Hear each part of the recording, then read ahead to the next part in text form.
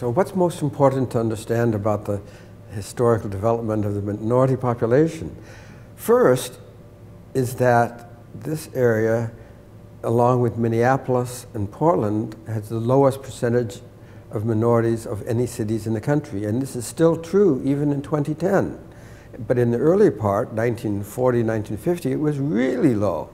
And this is just the history. We were far from the source populations of either Hispanic or black populations of the country. So in 1940, the minority population was concentrated in what is now called the International District, and it was Chinese and Japanese population and a very small number of black population.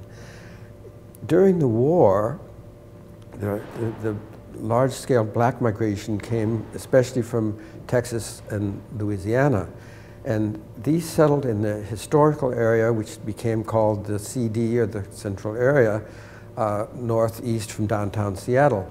The population continued to grow rapidly in the 1960s because of the availability of jobs in Boeing and other industries. The next factor was economic restructuring of the economy, which led to the growth of downtown Seattle. These folks weren't competing in the job market downtown, and they also couldn't compete in the housing market, which was getting more expensive. So this led both voluntary and involuntary shifts of black population southward.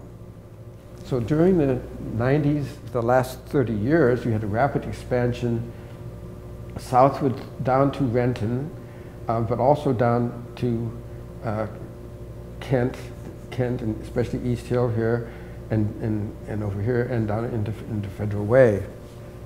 Meanwhile, the Asian population was much less, had the easier time in the housing market, and they also had higher incomes and more education. And so they established new areas of settlement, including in North Seattle, in South Snohomish County, and in parts of the east side.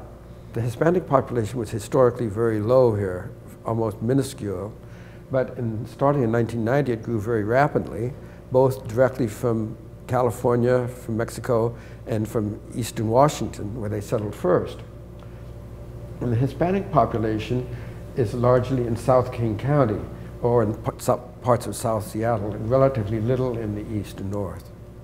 But all the minority populations have dispersed relatively and are less segregated than they were in 1970, which was the peak of segregation.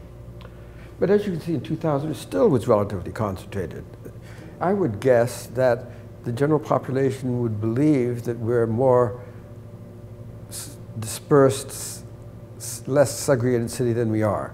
The general population wouldn't believe that this degree of concentration that still exists despite our high reputation for tolerance and so forth. It's just, I think that the population doesn't realize yet, maybe they're beginning to, but how significant the class differences are and how deep they have become during the last 15 or 20 years.